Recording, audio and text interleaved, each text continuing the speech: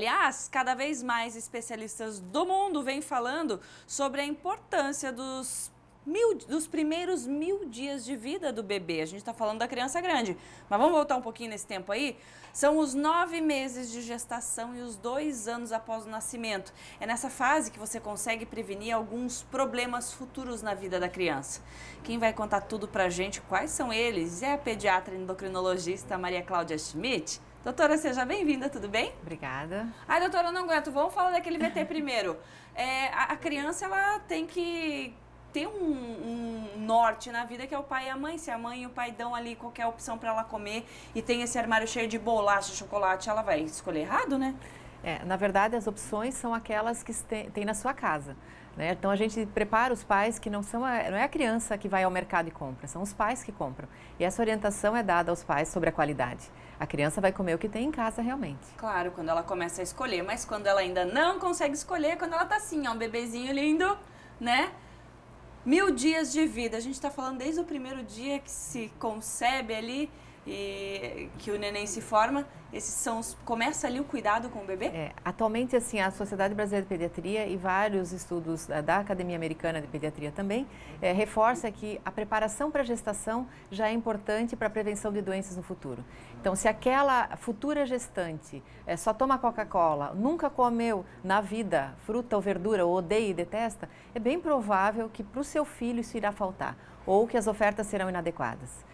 O outro preparo é durante a gestação. Então, evitar um ganho excessivo de peso para que essa mãe, após o nascimento da criança, não se sinta extremamente frustrada e realmente volte para comer e dê comida excessiva para o seu filho. O estímulo ao aleitamento materno, que deve ser reforçado não só para o sistema imunológico da criança, mas sim para a prevenção de obesidade no futuro, que já tem vários trabalhos mostrando que as crianças que são alimentadas pelo leite materno são as que engordam menos. E vai todo o preparo para aquela escolinha da criança. Então, as mães não precisam mandar sucos para a escola. A criança toma água. Ela precisa de líquido e não de suco. Suco, ela pode tomar suco natural em casa. Então, essa orientação é feita e deve ser feita a consulta já na gestação com o pediatra, já para preparar essa futura mãe. Ou seja, não é só a partir do momento que o bebê nasce que esse cuidado precisa ser tomado com o que ela vai comer. Já a nutrição da mãe, antes mesmo de engravidar, vai ser fundamental. Isso pode evitar...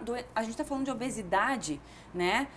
Mas outras doenças também podem ser evitadas, até desnutrição? Na orientação de alimentação, até um tempo atrás, a gente vivia uma situação de aumento de desnutrição, mas isso inverteu, isso mudou. Hoje a nossa prevalência maior, mesmo na infância, é de crianças obesas quando comparada com as crianças desnutridas. Então a oferta de alimentação aumentou, mas a qualidade não. Então essa diferença entre ter quantidade e não ter qualidade é que está gerando doenças. A obesidade é o início. Realmente a evolução e a progressão é para diabetes do adolescente, muitas vezes já, o que seria doença do adulto, já na adolescência se manifesta, e a gente observa que geralmente são crianças que vêm com excesso de peso desde os primeiros anos de vida, então ela já tem uma certa, não vou dizer tendência, mas ele forma uma resistência insulínica pelo processo de hiperalimentação. Então é um risco muito aumentado. Além disso, a gente talvez não percebe que nesses 2 primeiros anos a gente está alimentando algo que pode se tornar uma doença depois. Isso mesmo. Então não é só dizer que o pai e a mãe estão obesos, o filho será obeso. O filho só será obeso, na maioria das vezes, se dentro da alimentação da sua casa mantiver alimentação inadequada. Se houver uma mudança de qualidade da alimentação, a criança pode vir a não ser obesa. Doutora, uma coisa que as pessoas confundem, antigamente também se falava muito, que criança gordinha, criança fofinha é saudável. E hoje, com tudo isso que a gente percebe, de má alimentação, consumo exagerado de refrigerantes, açúcares, sódio, tudo aquilo que, obviamente, a nossa nutrição abomina, né? Existem crianças que estão gordinhas e mal nutridas? Sim. Na verdade, as crianças podem ter excesso de caloria, mas não quantidade suficiente de nutrientes essenciais para a vida. Então, eles podem ter anemia, eles podem ter deficiências de vitamina A, de vitamina B e de vitamina D. E também dos fatores, dos micronutrientes. Então, são crianças que só têm peso, elas só têm massa, mas elas não têm uma qualidade nutricional adequada. E se falando de criança, né? Nós também, adultos, a gente não consegue ficar sem aquela bobeirinha, né? Um dia você come um chocolate, outro dia uma bala, o excesso é que é o ruim. Mas como é que a gente pode, então, colocar isso na vida? Uma criança de 2 anos, às vezes nem sabe... Às vezes não sabe o que é o açúcar, né? O pai e a mãe que coloca porque aí é mais gostoso no paladar deles. Mas tem um equilíbrio? Eu posso, até os 2 anos de idade, tentar evitar esse tipo de coisa?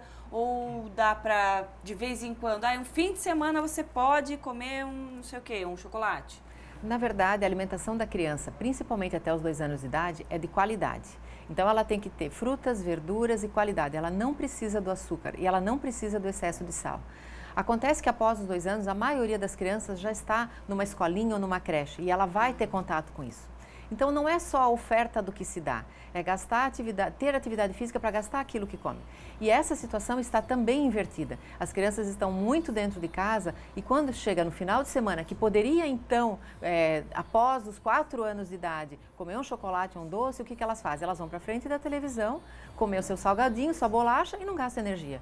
Então, o desequilíbrio foi total. Em que eu tenho, em todos os lados. Em todos os lados. Em que eu tenho uma possibilidade de comer o que é inadequado, porque foi me permitido pelos pais, e ao mesmo tempo eu não tenho gasto que eu deveria ter para gastar aquilo que comeu, ou pelo menos para brincar. Né? Então, hoje essa inversão está uma situação muito ruim para os pais. Verdade. E como é que eles devem equilibrar isso? Principalmente não aumentando a oferta. Então, a oferta é que tem que ter um equilíbrio maior. E em relação ao gasto, final de semana terão que ter atividade física. Correr muito, brincar muito. Olha que boa dica.